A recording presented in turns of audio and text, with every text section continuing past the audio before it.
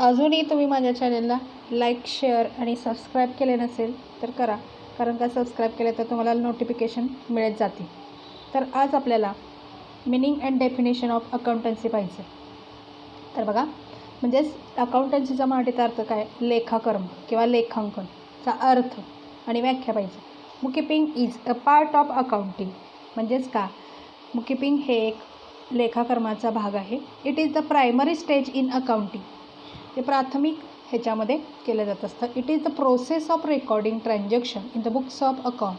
हे एक नोंद करण्याची किंवा व्यावसायिक व्यवहार नोंद करण्याची किंवा व्यावसायिक व्यवहार हिशोब पुस्तकामध्ये नोंद करण्याची एक पद्धत आहे किंवा प्रोसिजर, प्रक्रिया आहे. Accounting is a part of accountancy. Accounting हे अकाउंटन्सीचा पार्ट आहे. Accountancy is the practice of recording, classifying, reporting of business transaction for business. म्हणजेच काय, अकाउंटन्सी हे काय तर प्रॅक्टिकल प्रॅक्टिस आहे, प्रात्यक्षिक आहे. नोंदवणे, त्याचं वर्गीकरण करणे, reporting of business transaction for business म्हणजे व्यावसायिक व्यवहाराची नोंदी करणे आणि त्याचं वर्गीकरण करणे हे प्रत्येक व्यवसायाचं करण्याचं काम अकाउंटन्सी करते. Accountancy principle are the basic norms and assumption. अकाउंटन्सीमध्ये प्रिन्सिपल तत्व, बेसिक नॉर्म्स म्हणजे निकष आणि अझम्पशन म्हणजे गृहीतके, डेव्हलप विकसित झालेले, establish at the basis of accounting system. हे अकाउंटिंगमध्ये तत्वे, गृहीतके आणि निकष ह्याच्या आधारे अकाउंटिंग पद्धत आहे. This principle are adopted by the accountant universally. म्हणजेच अकाउंटंट हा तत्वानुसार किंवा सगळीकडे एकसारखेच अकाउंटंट हे तत्वांचा वापर केला जात असतो आणि त्याच्यानुसार हे व्यवहाराच्या नोंदी केल्या जात असतात. म्हणजे सगळीकडे एकसारखेपणाच असतो की जेणे ठिकाणी कुठंही केलं तरी अकाउंटंट हा युनिव्हर्सली म्हणजे जागतिक लेवलला एकसारखंच हे सगळ्यात अकाउंटन्सीचा वापर केला जात असतो. पुढे डेफिनेशन.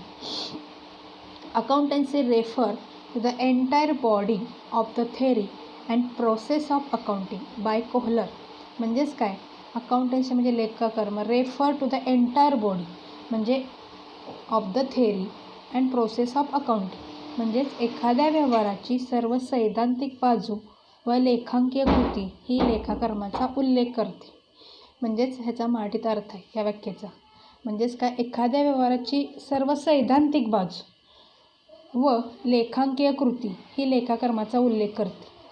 म्हणजे एखादी सैद्धांतिक बाजू मानली जाते. एखादा व्यवहार असेल, त्या व्यवहार for example purchase goods for cash ₹10,000 हे बिझनेस ट्रान्झॅक्शन आहे. मग परचेस गुड्स फॉर कॅश ₹10,000 हे बिझनेस ट्रान्झॅक्शन झालं तर ह्या व्यवहाराची सैद्धांतिक बाजू व लेखांकीय कृती केली जाते. म्हणजे कशी, टू अकाउंट फाइंड आउट केले जाते. Purchase account debit to cash account हे टू अकाउंट फाइंड आउट करून त्यातून मग डेबिट क्रिएट केलं जातं अकाउंटिंग रूल्सनुसार किंवा प्रिन्सिपल्सनुसार. मग त्याचं क्लासिफाय केलं जातं, मग त्याचं लेजर पोस्टिंग केलं जातं. क्लासिफाय केल्यानंतर मग लेजर पोस्टिंग केलं जातं आणि नंतर मग बॅलन्स काढला जातो. म्हणजेच ही एक काय कृती आहे, लेखांकीय कृती. आणि सैद्धांतिक बाजू म्हणजे रूल्स, प्रिन्सिपल्स, ॲझम्पशन्स असतात. आणि त्यामुळं accountancy refer to the entire body of theory and process of accounting by Kohler. म्हणजे एखाद्या व्यवहाराची सर्व सैद्धांतिक बाजू व लेखांकीय कृती ही लेखाकर्माचा उल्लेख करते. हे त्या व्याख्येचा मराठीत अर्थ आहे. पुढं रॉबर्ट एन अँथनी काय सांगितलं आहे, nearly every business enterprise has an accounting system. It is a means of collecting, summarising, analysing and reporting monetary terms information about the business transaction. Nearly म्हणजे जवळपास, एव्हरी बिझनेस प्रत्येक व्यावसायिक has an accounting system एक लेखाकर्माची पद्धत वापरते. It is means of म्हणजेच अर्थ काय, कलेक्टिंग एकत्र करणे, समरायझिंग सारांश, ॲनालिसिस विश्लेषण and reporting in monetary terms information about the business transaction व्यावसायिक व्यवहाराचं अहवालाच्या स्वरूपात, पैशात झालेल्या व्यवहाराच्या अहवालाच्या स्वरूपात हे सगळी माहिती सादर करते असं आहे. म्हणजेच याचा सारांशनुसार अर्थ काय होतो आहे मराठीत, जवळपास सर्वच व्यापारी स्वतःची अशी एक पद्धत असते, लेखांकनाची अशी एक पद्धत असते की जो व्यापारिक व्यवहाराचे एकत्रीकरण, सारांशीकरण, विश्लेषण व मौद्रिक माहितीचं अहवाल देते. त्यालाच अकाउंटन्सी किंवा लेखाकर्म असं म्हटलेलं आहे. असा मराठीत अर्थ आहे. काय तर काय मराठीत अर्थ सांगितला आहे? Nearly every business enterprise has an accounting system. It is a means of collecting, summarising, analysing and reporting in monetary terms information about the business transaction. जवळपास सर्वच व्यापारी व्यक्तीची एक स्वतःची एक लेखांकीय पद्धत असते की जी व्यापारिक व्यवहाराचे एकत्रीकरण करते, सारांशीकरण, विश्लेषण व पैशाच्या स्वरूपामध्ये माहितीचा अहवाल देते. त्यालाच काय म्हटलेलं आहे? अकाउंटन्सी असं म्हटलेलं आहे. तर पुढं आपल्याला पाहायचं आहे बेसिस ऑफ अकाउंटिंग सिस्टीम. आता बेसिस ऑफ अकाउंटिंग सिस्टीम आहेत. There are 3 bases or method of accounting in common use, namely cash basis, accrual basis, mixed basis. आता बेसिस ऑफ अकाउंटिंग सिस्टीम म्हणजे काय? लेखांकनाचे मुख्य घटक. तर लेखांकनाचे मुख्य घटक काय आहेत? 3 आहेत. कॅश बेसिस म्हणजे रोख घटक, ॲक्रुअल किंवा मर्कंटाईल बेसिस म्हणजेच उपर्जित किंवा व्यापारी आधार, आणि मिक्स बेसिस म्हणजे मिश्रित आधार असं म्हटलेलं आहे. मग आता आपल्याला ओळीनं प्रत्येक बघायचं आहे. पहिला आहे तो म्हणजे कॅश बेसिस. तर कॅश बेसिस काय आहे बघा? Under the cash basis of accounting actual cash receipt and actual cash payment are recorded in this basis. म्हणजे रोख पैसे गेले आणि रोख पैसे मिळाले आणि रोख पैसे गेलेची नोंद ह्याच्यामध्ये केली जाते. रेव्हेन्यू इज रेकग्नाइज म्हणजेच काय? रेव्हेन्यू रेकग्नाइज म्हणजेच काय? हे एक उत्पन्नाचंच किंवा एक आहे. When cash is received expense are recognize when cash is paid. Any income received, any expenses paid म्हणजेच काय? तर हे नेहमीच केलं असतं. कुठलंही उत्पन्न मिळालं किंवा खर्च केला. Such method of accounting usually followed by professional such as debtors, doctors, lawyers, chartered accountant and not for profit organisation. म्हणजे की कॅश बेसिस काय?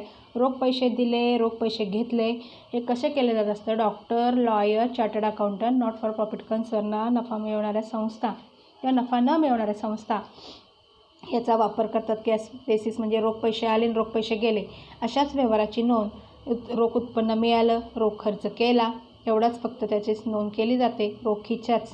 त्याला कॅश बेसिस, उधारीचे व्यवहार केले जात नाही त्याला म्हटलं जातं, म्हणून कॅश बेसिस म्हटले. दुसरं आहे ॲक्रुअल. ॲक्रुअल किंवा मर्कंटाईल बेसिस म्हणजेच काय? Under accrual basis of accounting the revenue whether receive or not but has been earn or accrued during the accounting period and expenses incurred whether paid or not are recorded. In the other words, revenue is recognized when it is earned or accrued. Accrued म्हणजे येणं आहे अजून. And expenses are recorded or expenses are recognized when these are incurred. Example, any income earned whether received or not. म्हणजे एखादं उत्पन्न मिळालं असेल किंवा यायचं असेल त्याला उपर्जित म्हणजे अजून अद्याप आलेलं नाही, प्राप्त, अप्राप्त असं म्हटलं तरी चालेल. And expenses incurred whether paid or not म्हणजे कुठलाही खर्च दिला असेल किंवा अद्याप अजून देणं असेल, म्हणजे देणंसुद्धा असेल त्याला दिलेलासुद्धा नसेल असं म्हटलं जातं. म्हणजे एखादं उत्पन्न मिळालेलं असेल किंवा मिळायचं पण असेल त्याला ॲक्रुड इन्कम असं म्हटलेलं आहे. किंवा any expenses incurred whether paid or not म्हणजे एखादा खर्च द्यायचा असेल किंवा दिलेला नसेल, म्हणजेच प्राप्त होणारं उत्पन्न असेल उत्पन्नामध्ये नोंदलं जातं. देय होणारा खर्च म्हणून नोंदला जातो. पण रोखीनं होणारा व्यवहार तसेच उधारीनं होणारा व्यवहारसुद्धा नोंदले जातात. वरतं कॅश बेसिसमध्ये काय? फक्त रोखीच्याच व्यवहाराची नोंद केली जाते. ह्याच्यामध्ये रोखीच्या पण आणि उधारीनं होणाऱ्या व्यवहाराची नोंद केली जाते. म्हणजे ह्या उपर्जित तत्वावरील प्राप्ती आणि खर्चाचे व्यवहार हे अप्राप्त असल्यामुळे त्याची नोंद प्रत्यक्ष दिलेल्या किंवा मिळालेल्या राशीने होत नाही. तर व्यापारी तत्वाचं लेखांकन या नावाने सुद्धा ही पद्धत ओळखली जाते. म्हणजेच काय? तर थोडक्यात जे काय पैसे येणे असतील तर ॲक्रुड इन्कम असं म्हटलेलं आहे, किंवा देणं असेल तर द्यायचं राहिलेलं आहे, दोन्हीचाही व्यवहार केला जातो. उधारीचा आणि रोखीचा दोन्ही केलं त्याला ॲक्रुड बेसिस असं म्हटलेलं आहे. पुढे आहे मिक्स किंवा हायब्रिड बेसिस. आता मिक्स म्हणजेच काय? त्याच्यामध्ये कॅश बेसिस आणि ॲक्रुअल बेसिस दोन्हीचं कॉम्बिनेशन असतं, त्यालाच मिक्स बेसिस असं म्हटलं. It is a combination of cash basis and accrual basis of accounting.